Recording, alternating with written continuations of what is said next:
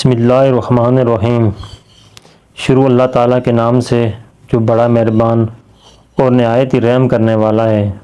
جامع صغیر میں آپ صلی اللہ علیہ وسلم کا ارشاد مبارک ہے کہ جس میں آپ صلی اللہ علیہ وسلم نے ارشاد فرمایا کہ تین علامتیں ہیں، یہ تین علامتیں ہیں، تین نشانیاں ہیں، جس آدمی میں یہ تین نشانیاں ہیں تو وہ بہت خوش قسمت ہے۔ پہلا خوش قسمت انسان وہ ہے جس کی زبان اس کے قابو میں ہو، یعنی وہ کوئی بات کرنے سے پہلے اس بات کو سوچے اور اس بات کو تولے کہ میں اس بات کو صحیح کر رہا ہوں، کس انداز سے کر رہا ہوں، میرا بات کرنے کا انداز درست ہے یا نہیں۔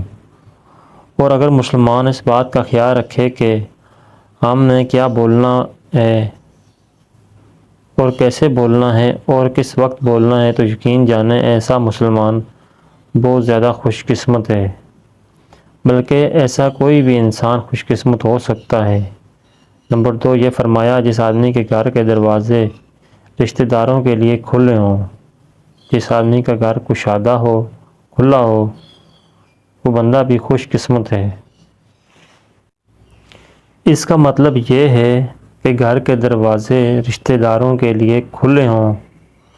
یہ نہیں کہ بندہ سب رشتہ داروں سے ناراض ہو جائے، کسی کو اپنے گھر میں نہ آنے دے، ایسا نہیں ہونا چاہیے۔ اس لیے جو بندہ صلہ رحمی کرتا ہے اپنے رشتہ داروں کے ساتھ، اچھے تعلقات رکھتا ہے، وہ بندہ خوش قسمت ہوتا ہے۔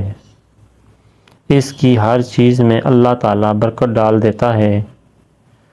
تو اس لیے دوسرا آدمی وہ ہے جس کا گھر کشادہ ہو، کھلا ہو، اور تیسرا جو بندہ اپنے گناہوں پر روتا ہو۔ تیسرے بندے کے بارے میں ارشاد فرمایا کہ خوش قسمت ہے وہ آدمی جو اپنے گناہوں پر روتا ہو، یعنی جس بندے کا دل سخت نہ ہو۔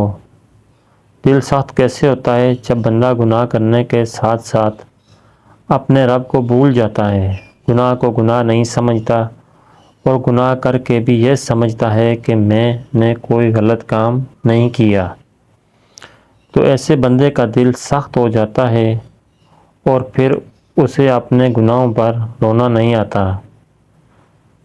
تو جو بندہ اپنے گناہ پر روتا ہے، چھوٹے گناہوں یا بڑے گناہوں، اللہ تعالیٰ سے معافی مانگتا ہے کہ اے اللہ، میں تیرا بندہ ہوں، تیرا بندہ ہونے کی وجہ سے میرے سے گناہ ہو جاتے ہیں۔ کئی لوگ پوچھتے ہیں کہ ہمیں رونا نہیں آتا، ہم کیا کریں؟ اگر رونا نہیں آتا تو رونے والا منہ بنا لیں۔ اللہ تعالیٰ کو تو صرف بہانے چاہیے، اپنے بندے کو بخشنے کے بہانے ڈھونڈتا ہے۔ ان تین بندوں کے بارے میں ارشاد فرمایا کہ جس بندے میں یہ تین نشانیاں ہیں وہ بندہ بہت زیادہ خوش قسمت ہے۔ تو ہم سب کو چاہیے کہ یہ تین علامتیں اپنے اندر پیدا کریں، اور اگر ہمارے اندر یہ تین علامتیں ہیں تو ہم اللہ تعالیٰ کا شکر ادا کریں۔